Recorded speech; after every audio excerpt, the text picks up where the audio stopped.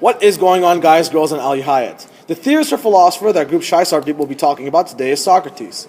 He has made vital contributions to the legal thought process, along with bringing about a new viewpoint to observe throughout life. Throughout this slide presentation, you're going to be learning a lot about him, his viewpoints on society, and his goals for what our society should be acting like right now. Without further ado, let's get started. So who exactly is Socrates? Socrates was a classic Greek philosopher born in 470 or 469 BC and died in 399 BC, making him around 71 years old. Interesting fact, his dad was a sculptor and his mom was a midwife, and he was actually a Mason man before becoming a philosopher.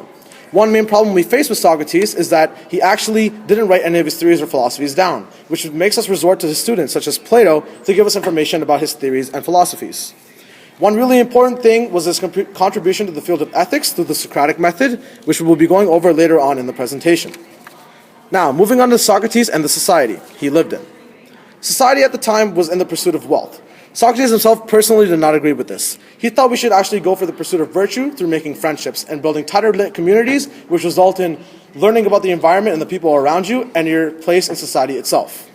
In terms of politics, he believed that philosophers should be the lawmakers of the land and kind of the rulers of the land, as they were the most wise. Lawmakers obviously did not agree with this and despised Socrates because of this, which led to conflicts in the future, such as this trial. Another factor in actually sparking up the whole Socratic method and Socrates' views itself was when his friend visited the temple of Apollo.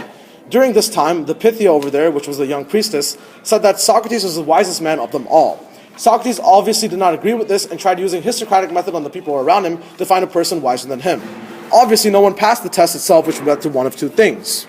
One of them was the Socratic method actually being more known. Basically, the Socratic method jumping on a train and starting up, choo-choo, and more people hearing about it. The other thing was, since people were offended by him, there was a trial held against him, which ultimately found him guilty of many things, which will be talked about later, and ultimately led to his death. Dun, dun, dun. Now I will be talking about Socrates' contributions to Western theories and his concepts.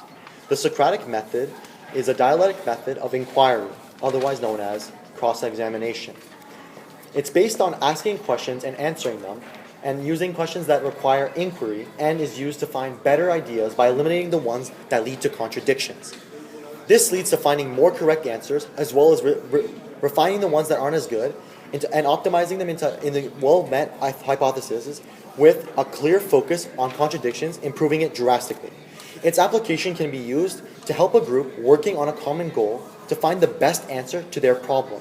This method is used by teachers worldwide by asking students questions and letting them find their own conclusions, such as investigations in math. Socrates' morals were very important to him, and you can see he stuck by them till the end of his life. One, when he was sentenced by trial, by a voted jury, and he was sentenced guilty to drink a poison, he did not flee from the punishment that he was given, even though he was given an opportunity to, but he stuck around for the court's decision because he thought it would be immoral, and he was executed by hemlock. He also claimed that disobedience of the law would destroy the laws, and it would be unjust if he disobeyed a law or anything legally mandated. Socrates is seen as one of the founders of natural law, but his actions, such as not disobeying laws because it's unjust, show another story. It can be argued that he's also partially a positive law theorist for this reason. Socrates' views of the law and the government's views of the law were in complete contrast. Socrates believed that law was an instrument which the state would use in order to provide guidance to the citizens of the state, leading them towards the good life. However, the state's views on law were far from the beliefs that Socrates held. At the time, there were many laws being developed, as this was the era of growth and development for Greece, referred to as the Golden Age. The state's primary focus was to make sure everyone would abide by the law in order to suffer minimum crime, allowing for more time to be spent on productive expenditures.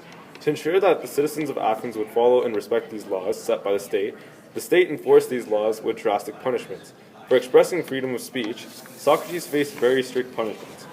Then considered an unforgivable act of crime, it is now a right that every citizen possesses in almost all developed countries. Socrates' philosophies on law was far ahead of his time. He was a natural law theorist living in a place and time where positive law was dominant. Socrates was a man who wished to share his knowledge with others, and did so by sharing his philosophies on what the good life truly is, alongside his beliefs that there is no God.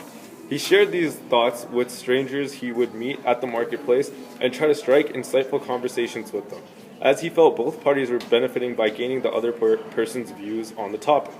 These strangers included the youth of Athens, and for his actions, the state had found him guilty of attempting to corrupt the minds of the youth and sentenced him to death by drinking poison. Nonetheless, aside from a few, the citizens did feel that the state had ensured justice due to the fact that the trial had been monitored by a jury of 500 citizens of Athens. These citizens later decided what the punishment for Socrates' heresy should be and voted that he should be put to death. This is the earliest dated, possibly even the first example of a jury system in a trial. Ultimately, Socrates had no real objection towards the sentence. He felt that if the rest of the citizens found what was happening to him be just, then it was what should be done. With this being said, nearing the end of his times, he did not change his views on what the objectives of the judicial system should be. Socrates still felt that the laws should be set to guide people to the good life, and even though the state did not demand anything of him before his death, Socrates' last words before death were, "Credo, we owe a rooster to Asclepius. Please don't forget to pay the debt." In conclusion, we're going to write a note about Socrates. I know you won't believe me, but the highest form of human excellence is to question myself and others. This, I think, reflects Socrates as a whole and his Socratic method, as the quote itself kind of represents him in every single form of life and him after death. It's a good representation about what he believes in, who he is, and how he stands on his beliefs and theories. We hope you enjoyed this presentation, and good luck on your own and future ventures.